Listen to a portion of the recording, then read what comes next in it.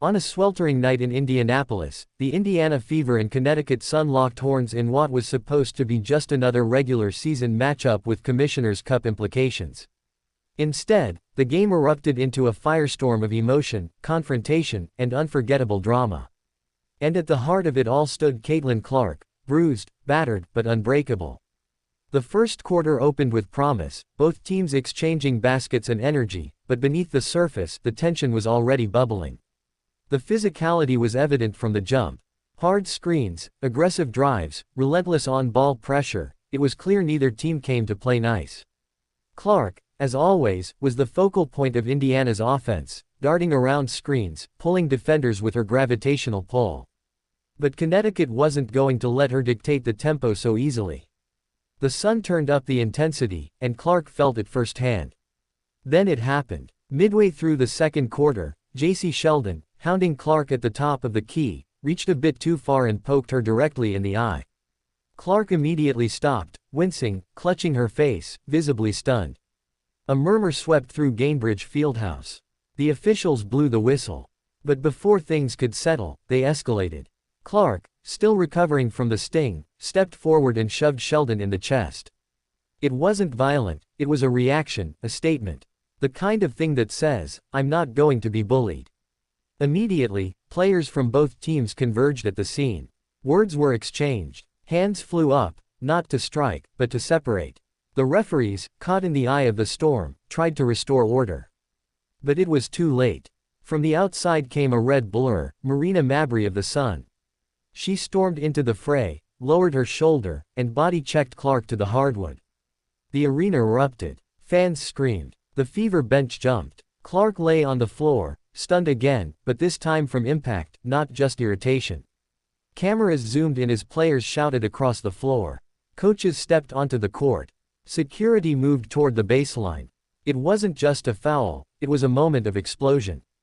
After several minutes of review and deliberation, the referees laid down their verdict. Jacy Sheldon's foul was officially upgraded to a flagrant. Clark received a technical for the shove. Mabrey, a technical as well. Tina Charles, caught yelling in the chaos, picked up one too. 4 players with penalties. And the game still had over 20 minutes left to play. From that moment on, the tone was set. Clark, to her credit, did not back down. She dusted herself off, tied her ponytail tighter, and stepped right back onto the court like a warrior. The third quarter opened with Indiana playing inspired basketball. Nalissa Smith crashed the glass like her life depended on it. Aliyah Boston flexed her post moves, scoring through contact. Kelsey Mitchell caught fire from deep. But it was Clark who anchored it all. Her vision slicing through Connecticut's defense. Her shooting stretching the floor. Her toughness sending a message. But Connecticut wouldn't go quietly. Every shot Clark took came with a body leaning on her.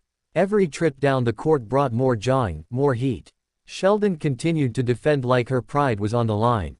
Mabrey, unapologetic, kept bringing energy.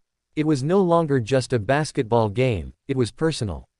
Then, with less than a minute left in the game and Indiana leading comfortably, another flashpoint.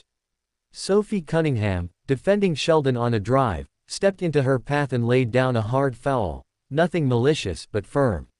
Enough to send Sheldon flying. Enough to spark another dust-up.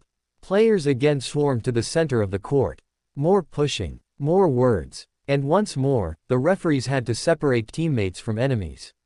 As the final buzzer sounded, Indiana had won the game 88-71.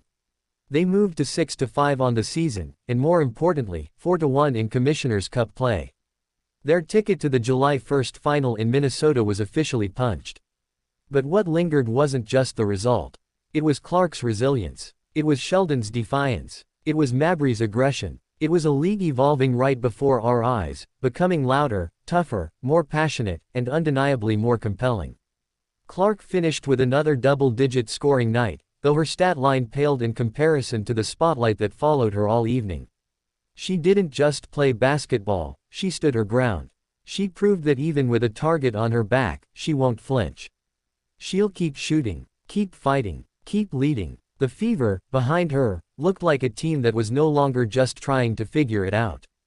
They looked like contenders, like a squad willing to push through the noise and distractions. And the Sun, They walked off the court angry, bruised, and very aware that if they meet the Fever again, it will be war all over again. This game didn't just give us a winner. It gave us a rivalry. It gave us heroes and villains, depending on where your allegiance lies. It gave us the WNBA, unfiltered, raw, and real. July 1st can't come soon enough. The Fever are heading to Minnesota. But they're not just bringing their playbook, they're bringing fire.